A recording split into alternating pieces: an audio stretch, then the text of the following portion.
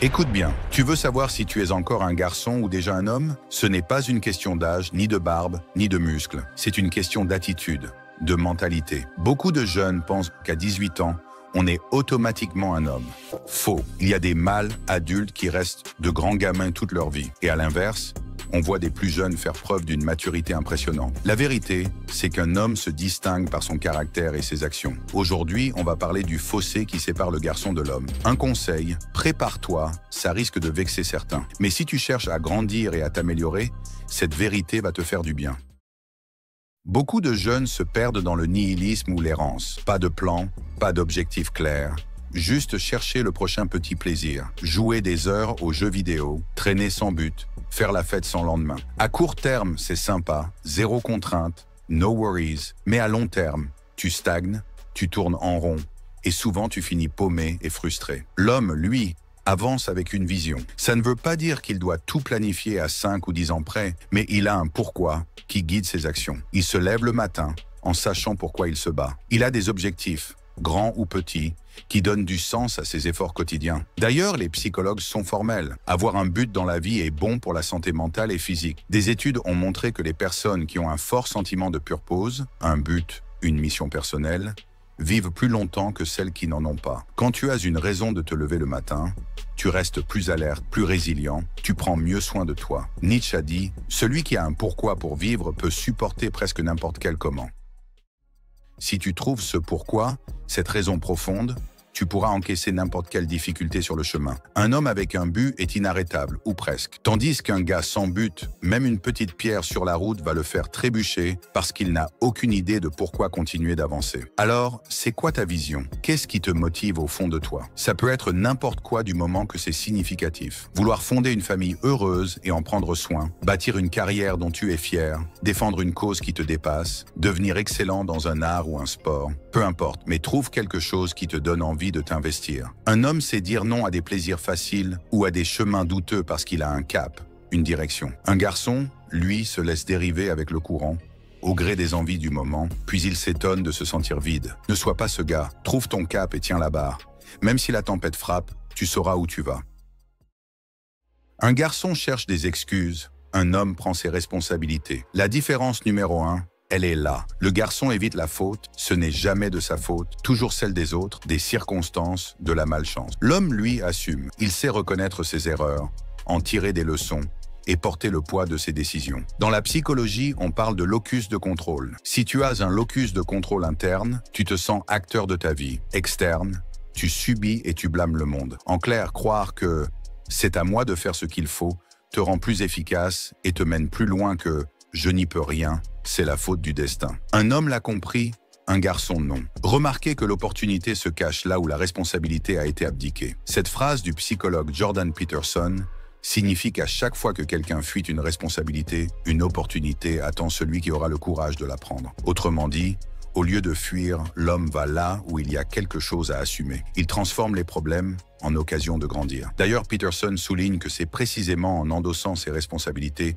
qu'on trouve un sens profond à sa vie. Regarde les héros que tu admires, dans la vraie vie ou la fiction. Ils ont tous ce point commun, ils assument. Simba dans Le Roi Lion passe de gamin insouciant à roi responsable quand il comprend qu'il doit affronter ses devoirs au lieu de chanter Hakuna Matata. Dans la réalité, pense aux jeunes soldats de 18 ans qui autrefois se levaient pour protéger leur pays ou subvenir à leur famille. Nos grands-pères à 20 ans traversaient l'Europe en guerre sous les balles, tandis qu'aujourd'hui, beaucoup de 20 ans paniquent à l'idée d'un simple appel téléphonique important. Cherche l'erreur.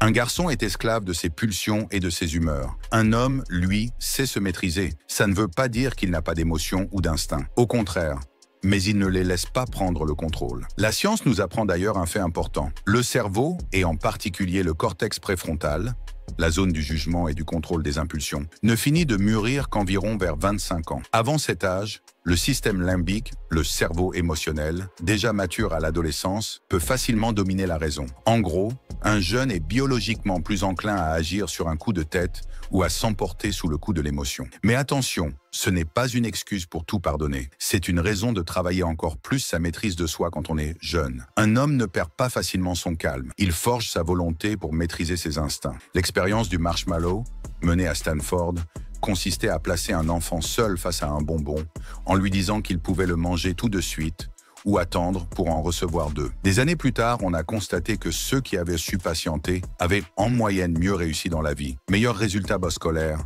plus de stabilité, plus de discipline. Cette étude montre que la capacité à différer la gratification est un avantage majeur. Un garçon veut tout de suite. Un homme, lui, sait attendre, faire des sacrifices et travailler pour une récompense plus grande à long terme. Tu veux un exemple concret? David Goggins.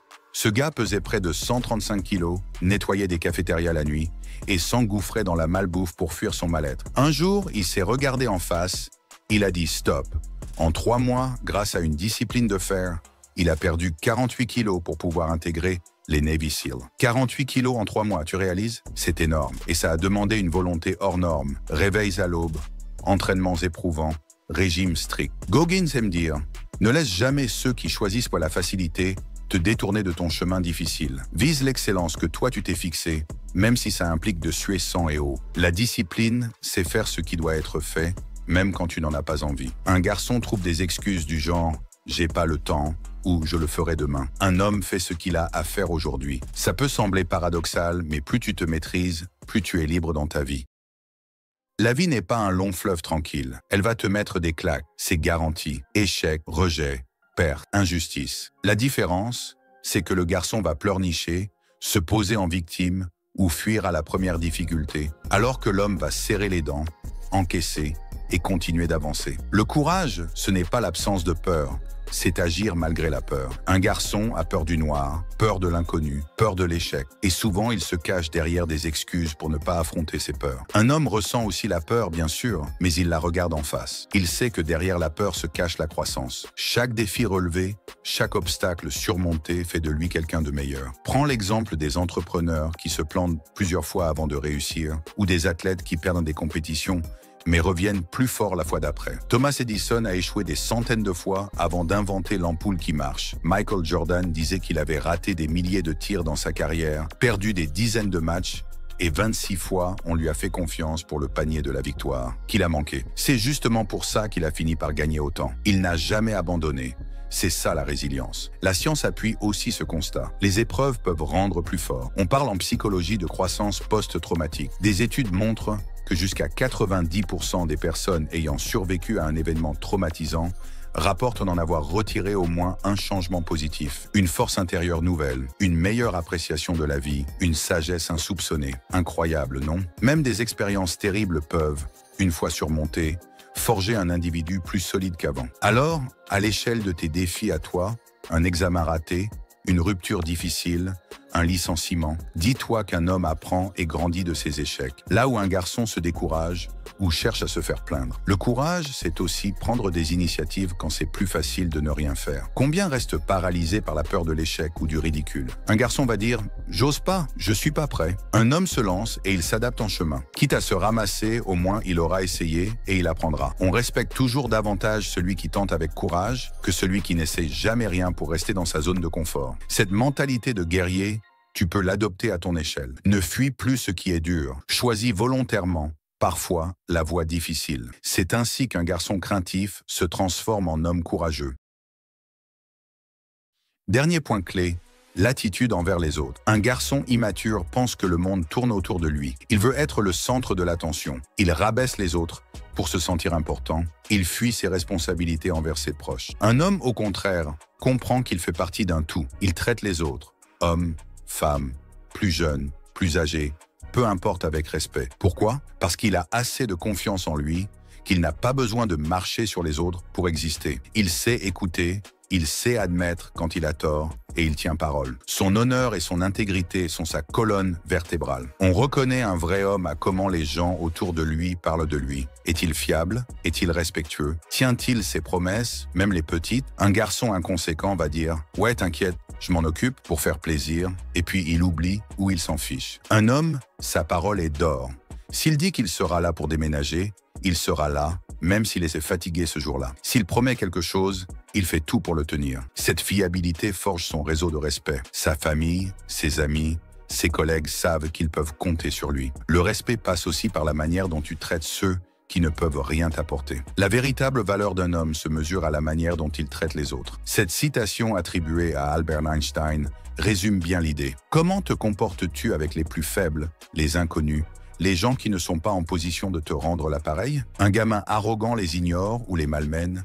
Un homme montre de la bienveillance et de l'humilité, parce que oui, un vrai homme est humble. L'arrogance bruyante, c'est souvent le signe d'une insécurité, typiquement un trait de garçon qui veut prouver qu'il est un homme justement. À l'inverse, les plus grands hommes que tu peux croiser restent humbles. Ils n'ont pas besoin de crier leur valeur sur les toits, leurs actes parlent pour eux. Avoir de l'intégrité, c'est faire ce qui est juste même quand personne ne regarde. C'est refuser de tricher, de mentir pour arriver à ses fins, parce que tu as une morale solide. Un garçon sans boussole morale fera n'importe quoi pour obtenir ce qu'il veut sur le moment, quitte à le regretter plus tard. Un homme suit des principes, il est honnête, loyal et traite les autres avec dignité. En résumé, un garçon égocentrique finit souvent seul ou entouré d'autres gamins immatures. Un homme gagne la confiance des autres, il inspire, il élève ceux qui l'entourent. Que ce soit dans sa famille, son couple, son équipe de travail, sa communauté, il apporte de la valeur et de la sécurité aux autres. C'est un pilier, pas un poids. Demande-toi, est-ce que je facilite la vie des gens que j'aime ou est-ce que je la complique? Est-ce que j'apporte du positif autour de moi